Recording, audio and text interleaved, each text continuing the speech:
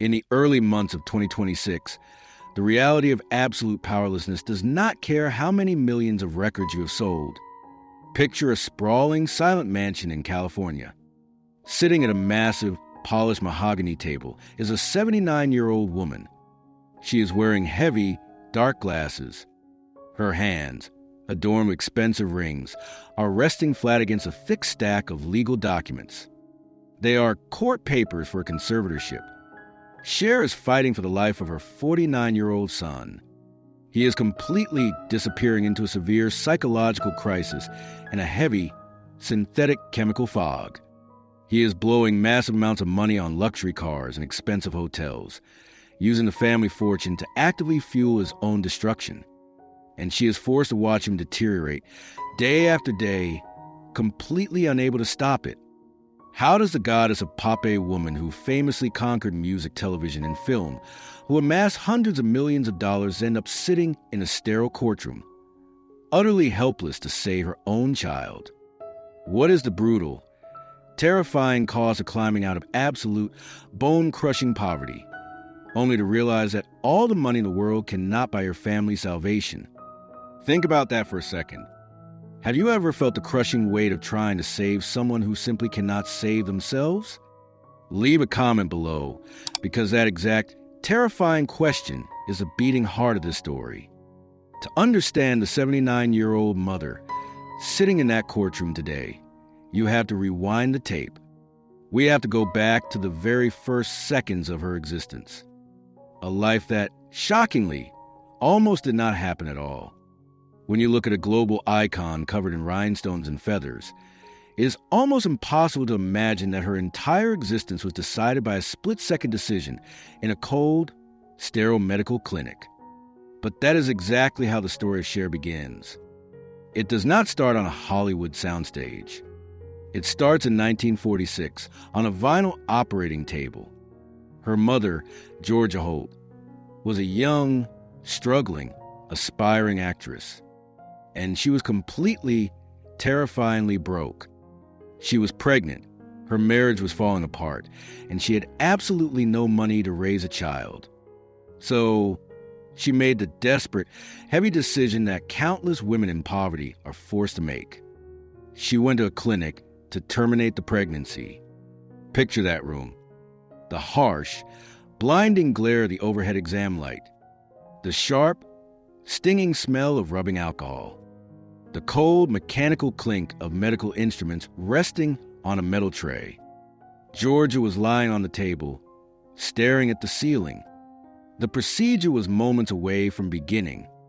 And then, right at the absolute final second, she sat up, she got off the table. She walked out of the clinic. Decades later, Cher would look back at that exact moment and say, "Thank God she got off the table, or I wouldn't be here to write these words." Think about how incredibly thin the line is between becoming a global superstar and simply never existing at all. It came down to a single panic breath in a cold room, but surviving the operating table was just the first hurdle. The reality of bringing a child into the world when you have empty pockets is absolutely brutal. On May 20th, 1946, Cher was born, and just seconds after she took her first breath, her father walked out. He didn't stick around. He didn't offer a safety net. He completely abandoned them. Georgia was left standing in the hospital, holding a newborn baby, staring down the barrel of post-war American poverty. She had no husband, no savings account, and no power. When a mother has zero options, the system takes over. And the system in the 1940s was unforgiving. Georgia was forced to hand her newborn daughter over to a Catholic orphanage in Pennsylvania. We often romanticize the struggles of famous people, painting their early hardships in soft, nostalgic lighting. But there is absolutely nothing romantic about an orphanage. Imagine a temporary, drafty room in an old, imposing brick building. The walls are covered in heavy, dark water stains from leaking pipes. The paint is peeling off the baseboards. And echoing down the long, cold hallways is a relentless, overlapping sound of dozens of abandoned infants crying in the dark. Lil Cher was one of those crying babies. Georgia did not abandon her out of cruelty. She abandoned her out of pure, suffocating economic necessity. She had to secure a place to live. She had to find a job. Every single day, Georgia would travel to that orphanage.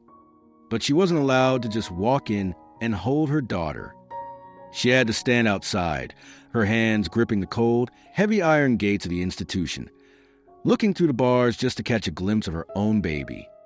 To get her child out of that building, Georgia needed cash.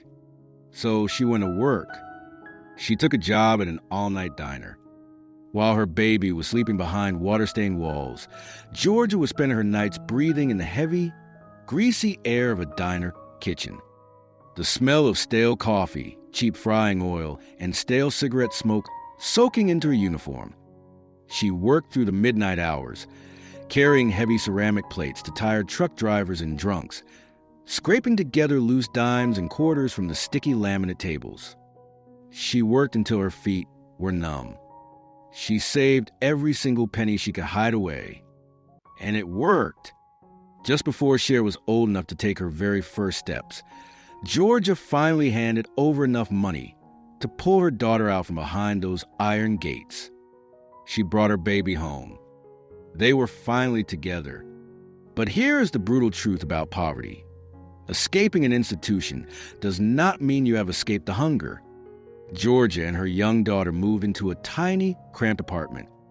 The money from the diner barely covered the rent, leaving almost nothing for the grocery store. When you are that broke, food is no longer about nutrition or enjoyment. Food is just fuel to stop the physical pain in your stomach. There were no warm, home-cooked family dinners. There was a tin can. Cher remembers those early years with stark, unblinking clarity. She remembers her mother opening a single can of baked beans. They would heat it up in a cheap metal pot on a sputtering stove. They would sit down and they would split that single can. "We survive on a can of beans a week," she later recalled. Think about the physical reality of that statement. Imagine the sharp, metallic scrape of a spoon hitting the bottom of an empty tin can, knowing there is absolutely no more food in the cupboards. Imagine the dull, constant, gnawing ache in the belly of a growing child who goes to sleep hungry night after night. Because they couldn't afford proper clothing, little Cher simply went without. She walked around the cheap linoleum floors of their apartment and the rough dirt outside with no shoes on. "I grew up barefoot," she said. It wasn't a bohemian lifestyle choice. It wasn't a carefree, hippie childhood. It was a raw, undeniable lack of resources. The soles of her feet grew tough and calloused just to handle the rough ground. See, when you are born into this kind of absolute, bone-crushing financial desperation, your brain wires itself differently. You learn very early on that the world is a dangerous, unforgiving place. You learn that survival depends entirely on how much cash you have in your pocket. You realize that without money, the world can take you away and lock you behind the iron gates of an institution, and nobody will stop them. Cher survived the orphanage. She survived the weeks of eating nothing but canned beans. But as she grew slightly older and started attending school, the poverty was no longer just a private struggle hidden inside a tiny apartment. It was about to become a very public, agonizing humiliation. Because when a poor kid has to step into classroom, the hunger stops being the hardest part. The hardest part is what you have to wear on your feet, and the sound those broken shoes are about to make on the school hallway floor will haunt her for the rest of her life. Poverty is not just a lack of calories. Poverty is a highly visible, incredibly loud physical brand. When you are a kid, you can hide an empty stomach from your classmates. You can pretend you already ate, but you cannot hide the clothes on your back, and you certainly cannot hide the shoes on your feet.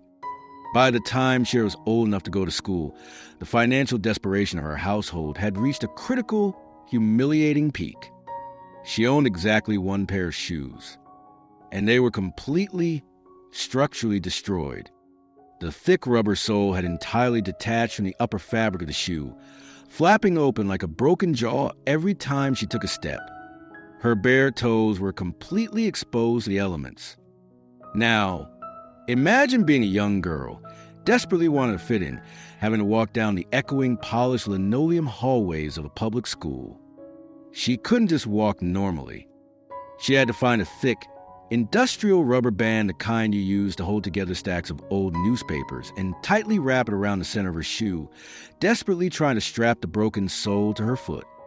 The wind would blow right through them, she later remembered, looking back at those grim days. They squeaked and flapped when I walked. Squeak, flap, squeak, flap. That is the sound of poverty. Every single time she took a step, the rubber band stretched, the broken sole hit the floor, and a loud, sharp noise echoed to the school corridor. Every head would turn. Every classmate would look down at her feet. She would pull her worn, handed-down clothes tighter around her shoulders, keeping her head down, rushing to her desk just to hide her feet under the wooden chair. When you live with that level of daily, public humiliation, something inside your brain begins to calcify. You start asking incredibly hard questions. Years later, when she was finally old enough to process the trauma of her early childhood, Cher turned to her mother. She demanded to know the truth. She asked Georgia the one question that had been burning a hole in her soul since she learned she had been abandoned as an infant. "Why didn't you just take me home?" she asked. "Why did you leave me behind those iron gates?" Georgia, Holt looked at her daughter. She didn't offer a sugar-coated, Hollywood excuse. She offered a brutal, terrifying lesson in power dynamics. "I had no power," Georgia told her, her voice heavy with the agonizing guilt of a desperate mother. "I had no money. I had no job. And the church was too powerful. We watched you cry every single day through that window. You have absolutely no idea how desperate that feels." Think about that for a second. If you are a parent, imagine looking at your crying infant through an iron grate, knowing that the only reason you cannot touch them is because you do not have enough dollar bills in your pocket. For young Cher, that confession was a psychological earthquake. It completely rewired her understanding of the world. She realized that the Catholic Church, the institutions, the landlords, they didn't care if you loved your child. Love did not pay the rent. Love did not buy shoes that didn't squeak. The only thing that gave you the right to keep your family together was money. She swore to herself, right then and there, that she would never be that powerless. But the universe has a very dark sense of humor. Just as she was beginning to understand the brutal mechanics of wealth, the man who had caused all of this poverty suddenly walked back into her life. It was 1957. Cher was 11 years old. She had not seen her biological father since the day he walked out of the hospital, leaving her mother holding a newborn baby with empty pockets. John Sarkeesian was a charismatic, deeply troubled man with a heavy history of gambling and drug issues.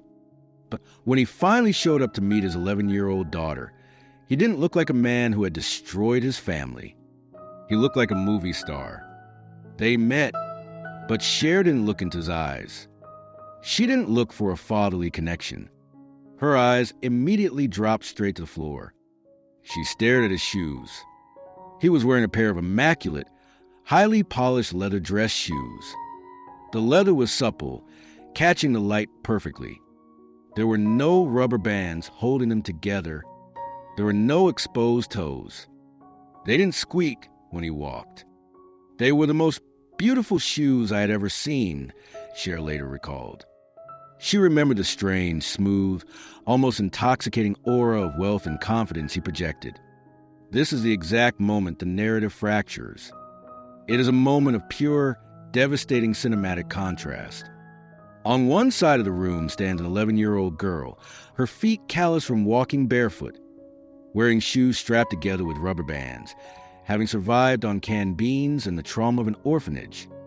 And on the other side of the room stands a man who abandoned her, wearing expensive, gleaming leather shoes, completely untouched by the poverty he left behind. He didn't bring her safety. He didn't bring her a father's love. But by wearing those shoes, he inadvertently handed his daughter the blueprint for the rest of her life. She looked at the polished leather. She looked back at her own broken soles. And a cold, incredibly hard realization settled into her bones. The world treats you exactly how you dress. If you look like poverty, they lock you behind iron gates and let you cry. If you wear shiny shoes, the world opens its doors for you, no matter what kind of wreckage you leave in your wake. The 11-year-old girl made a quiet, unbreakable vow. She was going to get those shoes. She was going to get the money. She was going to build an absolute fortress of wealth around herself, so thick and so high that no institution, no man, and no amount of bad luck could ever strip her power away again. When I grow up, she famously declared, I am going to be somebody. Why? Because, as she bluntly put it, being poor is too depressing. She packed her bags. She left the squeaking shoes and the cambines behind. She stepped out into the chaotic, neon-lit streets of the 1960s, ready to hustle, ready to sing, and ready to fight for every single dollar she could grab. But Hollywood is not a fairy tale. It does not just hand you a bag of cash because you had a hard childhood. If you want to build a fortress, you have to sell a piece of your soul to buy the bricks. And the armor she was about to put on would become so heavy, it would almost crush the very girl it was designed to protect. When you make a promise to yourself on a cold linoleum floor, you do not just casually try to succeed. You go to war. As the 1960s crashed into the 1970s, Cher kept her promise. She did not just become somebody. She became an absolute, undeniable cultural monolith. She teamed up with Sonny Bono, moved to Los Angeles, and completely hijacked the American music and television industry. If you turn on a television set in the early 1970s, you saw the Sonny and Cher Comedy Hour. The ratings were massive. The fame was suffocating. But to truly understand Cher during this era, you have to look past the hit records and the comedy sketches. You have to look at what she was wearing. Every single week, she walked out onto the CBS soundstage under the blinding, hot glare of heavy studio lighting, wearing custom, avant-garde gowns designed by Bob Mackie. These were not just dresses. They were architectural marvels. She wore massive, towering headdresses made of exotic ostrich feathers. She wore sheer, skin-tight fabrics encrusted with thousands of hand-sewn, glittering rhinestones. Some of these outfits were so heavy with glass beads and wire structuring that they physically weighed down her shoulders, leaving red, raw indentations on her skin by the end of a grueling 14-hour taping day. The media called her a fashion icon. They praised her daring, exotic beauty. But in the clinical, unsparing light of reality, those million-dollar outfits served a completely different purpose. They were armor. I am going to be somebody, she had famously declared as a young woman, driven by a fear so deep it lived in her bone marrow. Why? Because, as she bluntly explained, being poor is too depressing. Every single time she stepped into a gown that cost more than a suburban house, she was mentally wrapping a thick rubber band around a broken shoe. Every time she glued thick, dramatic lashes to her eyelids and covered her arms in glittering diamonds, she was building a physical wall between herself and the tin can of baked beans. She was terrified that if she stopped glittering, even for 1 second, the world would see right through her. They would see the ragged, barefoot girl from the Pennsylvania orphanage. The rhinestones were a highly expensive, meticulously crafted security system. She was projecting an image of absolute, untouchable royalty so that no one could ever drag her back to the dirt. But Hollywood is a town built entirely on smoke and mirrors. And the most dangerous illusions are the ones you live inside. The public looked at Cher and saw a woman who had completely conquered the world. They saw the shiny shoes. They saw the massive mansion in Bel Air. They saw the Rolls-Royce pulling into the driveway. But behind the heavy, oak doors of that mansion, the reality was a brutal, humiliating paradox. Cher was a star. She was the voice. She was the face that sold millions of magazines. But she did not own herself. Her husband and partner, Sonny Bono, controlled the entire business apparatus. He was 11 years older, fiercely ambitious, and he ran their enterprise with an iron grip. When the corporate entity Cher Enterprises was formed, the paperwork was incredibly, shockingly revealing. Sonny owned 95% of it. Their lawyer owned 5%. Cher owned absolutely nothing. Now, think about that for a second. You are the biggest female television star in the United States. Your face is beamed into millions of living rooms every week. You are wearing dresses that belong in museums. But when you go home, you do not have a checking account in your own name. You are put on a strict weekly allowance. You are told what to wear, what to sing, and where to stand. She had escaped the poverty, but she had not escaped the powerlessness. She had traded the cold, water-stained walls of the Catholic orphanage for a massive, sun-drenched estate in California. But the fundamental mechanics were exactly the same. Someone else was holding the keys to the iron gates. Someone else was dictating her survival. The shiny shoes she had stared at when she was 11 years old were finally on her feet, but she wasn't allowed to choose which direction to walk.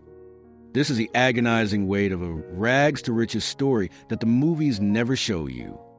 You can acquire all the money in the world, but if you do not control the paperwork, you are still just an employee. For years, she swallowed the humiliation. She smiled for the cameras. She delivered the punchlines. She let the heavy, beaded gowns dig into her shoulders. But a woman who survives a childhood on the absolute bottom of the food chain does not stay in a cage forever. The survival instinct that kept her alive when she had nothing to eat was quietly, fiercely waking up. By 1974, the pressure inside the Bel Air mansion had reached a critical, explosive threshold. The armor was getting too heavy to wear. She looked at the contracts. She looked at her husband. And she realized that the little girl who used to walk barefoot in the dirt had completely disappeared into a corporate machine. She was not going to let a man dictate her fate. She was not going to let a lawyer tell her what she was worth. She packed her bags. She filed for divorce. She walked away from the television show, the massive guaranteed income, and the absolute safety of the Sonny and Cher brand. It was a terrifying, reckless gamble. The industry executives laughed at her. They told her she was nothing without the man who wrote the songs. They told her she would be completely bankrupt within a year, crawling back to the bottom. But they severely underestimated the sheer, terrifying willpower of a woman who knows exactly what it feels like to starve. She was about to completely reinvent herself. She was about to climb the highest peaks of the Hollywood machine, armed with nothing but her own audacity. She was going to win an Academy Award. She was going to build her own massive autonomous fortune. She was going to take absolute control of her destiny. But the universe, as it always does, was simply waiting for her to reach the very top of the mountain before it delivered its most devastating blow. She had finally learned how to protect herself from the world. But she was about to discover that you cannot buy armor for your children. When you file for divorce from a man who controls your entire corporate existence, freedom does not come with severance package. It comes with a massive, crushing invoice. In 1974, Cher walked away from the Sonny and Cher empire, and the financial reality of that decision hit her like a physical blow. Because Sonny had controlled the contracts, she was legally entangled in a web of obligations. She was sued. She was suddenly facing millions of dollars in potential liabilities. For a woman whose deepest, most primal fear was returning to the poverty of her childhood, this was a terrifying freefall. The rubber band was snapping. The shoe was breaking all over again. But there is a specific kind of cold, calculated ruthlessness that is born on the streets. When you are backed into a corner, you don't cry about the unfairness of the system. You simply figure out how to out-earn the debt. She needed cash, fast and in massive quantities. So she packed her rhinestone, her feathers, and her sheer determination, and she went to the one place in America where raw spectacle is directly converted into hard currency, Las Vegas. She signed grueling, high-paying residency contracts. Night after night, she stepped onto the casino stages. She changed costumes multiple times a show. She belted out hits until her vocal cords burned. She worked with a frantic, exhausting energy a diner waitress pulling triple shifts. Only she was doing it under blinding spotlights for high-rolling gamblers. She took every single dollar she earned and systematically, ruthlessly bought her freedom. She paid off the lawyers. She settled the disputes. She clawed her way out of the financial crater. And then, once the debts were cleared, she set her sights on something money couldn't immediately buy: respect. Hollywood is a notoriously snobbish town. To the film executives, Cher was a television clown. She was a pop singer in a feathered headdress. They didn't think she could act. They didn't think she belonged on the silver screen.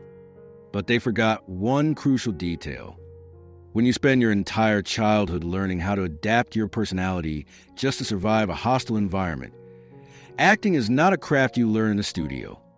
It is a defense mechanism you perfect in real life. She fought for dramatic roles. She stripped off the Bob Mackie gowns, washed the heavy makeup off her face, and played gritty, unglamorous women in films like Silkwood and Mask. She forced the industry to look past the spectacle and see the raw, bruising talent underneath. Fast forward to April 11th, 1988. The Shrine Auditorium in Los Angeles. The heavy, metallic envelope is torn open. Her name is called. Cher walks up to the podium and accepts the Academy Award for Best Actress for a role in Moonstruck. She is wearing a completely sheer, sequin dress that leaves absolutely nothing to the imagination. It is an outfit of pure, unapologetic defiance. She is holding the heavy, gold-plated Oscar statue in her hand. Think about the staggering, almost impossible distance she had traveled. The infant crying behind the water-stained walls of a Pennsylvania orphanage was now standing at the absolute summit of global entertainment, officially recognized as the best actress in the world. That night, when the parties ended and the paparazzi flashbulbs finally stopped, she went home. But this time it was different. The house belonged entirely to her. The bank accounts were solely in her name. The contracts were signed by her own hand. She had built a fortress of wealth, status, and absolute autonomy. The barefoot girl was officially dead. The goddess of pop was fully in control of her universe. She had won the game. But life is not a movie, and the credits do not roll just because you win an award. When you spend your entire life obsessively building a fortress to protect yourself in the world, you often forget to look at what is happening inside the walls. While Cher was out conquering the music industry, fighting legal battles in Las Vegas, and dominating the box office, her personal life was a casualty of her own relentless ambition. You cannot be a full-time warrior and a full-time mother simultaneously. The math simply does not work. Her son, Elijah Blue Allman, born in 1976 during her brief, turbulent marriage to rock star Greg Allman, was growing up in the massive, luxurious shadow of her empire. Elijah was not born into poverty. He did not know the sound of squeaking, rubber-banded shoes. He was handed every single material advantage on the planet. But wealth is a highly effective insulator. It insulates you from hunger, but it also insulates you from reality. As the years ticked by, the young boy who grew up surrounded by celebrity parties, endless resources, and a mother whose schedule was dictated by global tours, began to quietly slip through the cracks. Cher had spent her entire life running away from the lack of money. She was about to discover the terrifying, destructive power of having too much of it. You can control a contract negotiation. You can control the lighting on a movie set. You can even control the Academy Award voters. But you cannot control the chemical receptors in your child's brain. The fortress she built to keep the poverty out was completely useless against the enemy that was already inside the house. The golden era was ending. The chemical fog was rolling in, and Cher was about to face the one battle that all her millions could not buy her way out of. When a person begins to drown in a sea of synthetic chemicals, it rarely happens with sudden, dramatic splash. It happens slowly, quietly, just beneath the surface of a very glamorous life. For Elijah Blue Allman, the descent was paved with absolute privilege. He had inherited the genetic legacy of two massive rock stars, Cher and Greg Allman. He possessed natural musical talent, but he also inherited a deeply complex, chaotic emotional inheritance. Growing up in the epicenter of the Hollywood and music elite is a highly toxic environment for a fragile mind. Access is never an issue. If you want something, the money is always there to buy it. By the time Elijah reached adulthood, the dark, heavy clouds of severe mental health struggles and chemical dependency began to roll in. Now, if you are an ordinary family dealing with addiction, the crisis usually hits a financial wall very quickly. The bank accounts empty out, the credit cards max out, and the forced reality of the situation forces a reckoning. But when your mother is Cher, the financial wall does not exist. This is the ultimate, horrifying paradox of massive wealth. Cher had spent her entire adult life aggressively accumulating money so that her family would never have to suffer. But in the grip of a severe crisis, that very same money became the exact fuel accelerating her son's destruction. Imagine the sheer, agonizing terror of watching the bank statements. You see the massive withdrawals. You see the charges for extremely expensive luxury hotels in Los Angeles. You see the receipts for high-end cars. It looks like the spending habits of a wealthy celebrity. But Cher knew exactly what was really happening in those hotel rooms. The money was not buying luxury. It was buying isolation. It was funding a heavy, synthetic fog that was systematically shutting down her son's ability to function as a human being. He was losing control of his own life, completely tethered to the cycle of acquiring and consuming. Every single dollar that Elijah had access to was another brick pulling him further underwater. Think about the psychological torture this inflicts on a mother who is a self-made billionaire. Cher was used to fixing problems with her checkbook. If a tour was failing, she threw money at better producers. If a house needed remodeling, she hired the best architects. She operated under the fundamental belief that money equals control.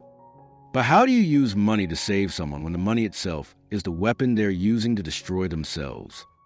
You can hire the best interventionists in the country. You can pay for the most exclusive, state-of-the-art rehabilitation centers in Malibu. You can fly them on private jets to secluded wellness retreats. But you cannot buy a new brain chemistry. You cannot write a check to purchase sobriety. Have you ever found yourself in a situation where the exact tools you use to build your life were completely useless in saving the people you love? Have you ever had to sit in the dark, realizing that despite all your success, your education, and your resources, you're utterly powerless to stop someone from walking off a cliff? If you know the heavy, suffocating weight of that specific helplessness, leave a comment below, because it is a profound, isolating grief that Hollywood never talks about. As the years ground on, the situation with Elijah did not stabilize. It deteriorated. The mental health crises became more severe. The chemical dependency hardened into a rigid, unforgiving reality. He lost the ability to manage his own basic affairs. The bright, musical kid who grew up backstage at sold-out arenas was now a middle-aged man trapped in a dangerous, unpredictable spiral. And Cher was forced to watch it happen from the sidelines. She tried to intervene. She tried to cut off the funds. She tried to organize rescues. But Elijah was a grown adult. Legally, a mother cannot simply kidnap her 40-something-year-old son and force him to get well. The law protects the autonomy of the individual, even when that autonomy is actively killing them. She was completely trapped. The woman who had famously declared her independence from control of men and institutions was now being held hostage by the erratic, terrifying behavior of her own flesh and blood. By the late months of 2023, the situation reached a critical breaking point. Elijah was found living in transit hotels, completely disconnected from reality, his health visibly failing. The media caught wind of the crisis. The tabloid began running sensational headlines, publishing photos of her son looking disheveled and lost on the streets of Los Angeles. For Cher, the public humiliation was nothing compared to the private terror. The nightmare she had been fighting in the shadows was now playing out on the global stage. She realized that pleading, waiting, and hoping were no longer viable options. If she did not take drastic legal action, she was going to have to bury her own child. She had to strip him of his autonomy. She had to ask the government to step in. The stage was set for a brutal, highly public legal showdown. The barefoot girl from Pennsylvania was about to walk into a Los Angeles courtroom, completely stripped of her rhinestones, preparing to go to war against her own son. The clock was ticking toward 2026. And the final, agonizing chapter of this tragedy was about to unfold behind heavy wooden doors. When you step into a Los Angeles probate court, the glamour of Hollywood is instantly stripped away. There are no red carpets. There are no flattering camera angles. There is only the harsh fluorescent lighting, the cold polish with the defendant's table, and the quiet, administrative hum of the legal system deciding the fate of human life. It is early 2026. Cher is 79 years old. She is sitting in that courtroom, filing a desperate, final legal maneuver, a petition for a temporary conservatorship over her 49-year-old son, Elijah. The legal documents filed by her attorneys do not mince words. They are a brutal clinical autopsy of a family crisis. The papers state on the public record that Elijah is suffering from severe mental health and substance abuse issues. They declare that he is substantially unable to manage his financial resources. The court filings make it explicitly clear that any regular distributions of money from his trust fund will not go toward food or shelter. They will be immediately spent on feeding the synthetic chemical fog that is actively destroying his mind. She is begging the judge to take control of his money because the money is acting as a loaded weapon. Elijah's legal team fights back. They argue he is clean. They argue he does not need his mother to control his life. It is a highly contentious, agonizingly public family civil war. Picture Cher sitting in that room, the goddess of pop, the Academy Award winner, the woman who built an absolute fortress of wealth to ensure she would never be powerless again. She is wearing dark glasses. Her face is set in a rigid, stoic mask. But beneath the surface, the psychological devastation is absolute. This is the moment the narrative completes its terrifying 80-year circle. This is the ultimate, brutal irony of her entire existence. 79 years ago, a young, desperate mother named Georgia stood outside a Catholic orphanage in Pennsylvania. She gripped the cold iron gates, staring to the bars at her crying infant daughter. Georgia was completely powerless to save her child because she had absolutely no money. Fast forward nearly 8 decades. Cher is now the mother. She has hundreds of millions of dollars in the bank. She owns sprawling estates. She has access to the best lawyers and doctors on the planet. But as she sits in the courtroom, looking at her struggling 49-year-old son, she realizes she is standing in front of the exact same iron gates. Only this time, the gates are not made of metal. They are made of severe mental illness, synthetic chemicals, and the rigid walls of the legal system. Her mother couldn't save her because of extreme poverty. Cher cannot save her son because of extreme wealth. It is a perfectly symmetrical, completely devastating Greek tragedy. The barefoot girl spent her entire life running as fast as she could away from the vulnerability of the orphanage, only to discover that you cannot outrun the chaos of human biology. You can buy the shiny shoes. You can wear the rhinestone armor. You can become somebody. But at the end of the day, when you are sitting in a hospital waiting room or a courtroom, all the money in the world cannot force the universe to spare your child. The judge listens to the arguments. The gavel falls. In several of the recent hearings leading up to 2026, the courts have denied her immediate request for emergency conservatorship, citing a lack of sufficient immediate evidence, though the broader legal battle grinds slowly on. She doesn't get the clean victory. She doesn't get the Hollywood ending where the son gets sober, hugs his mother, and the credits roll. She gets the grinding, exhausting reality of an ongoing war. When the hearing is over, Cher stands up. She adjusts her dark glasses. She walks out of the courtroom, past the clicking cameras of the paparazzi who have been waiting outside the heavy wooden doors. She climbs into the back of a black SUV, and the heavy doors slam shut. She is 79 years old. The vocal cords that belted out hits for 6 decades are tired. The body that carried 50-pound Bob Mackie gowns is aching. The soul that fought the television executives, the film critics, and the music industry is profoundly, deeply exhausted. But she does not collapse. Because if you learn how to survive by chewing on rubber bands and splitting a can of beans, you do not know how to surrender. You simply go home, you lock the doors of your fortress, and you wake up the next morning ready to fight the exact same battle all over again. She will keep paying the lawyers. She will keep fighting for her son. She will keep bearing the heavy, invisible cross of a mother who knows that the hardest job in the world is loving someone who is actively trying to disappear. Cher became exactly who she promised she would be. She became a legend. But the legend is just the armor. Beneath the rhinestones, she is still just a mother, standing outside the gates, fighting with everything she has to bring her baby home. Here is a question for those of you who have spent your lives trying to build a better future for your children.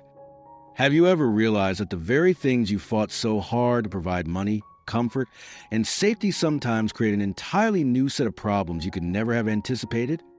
How do you find peace when you realize that despite all your hard work, you cannot protect your kids from their own demons? Share your raw, honest stories in the comments below. We read every single one, and your wisdom might be the exact thing someone else needs to hear today. If Cher's journey from a barefoot girl to a mother fighting in the courtroom resonated with you, please leave a like and subscribe to the channel. Because every glittering icon casts a heavy shadow, and we are here to walk through them with you. Until next time, stay strong.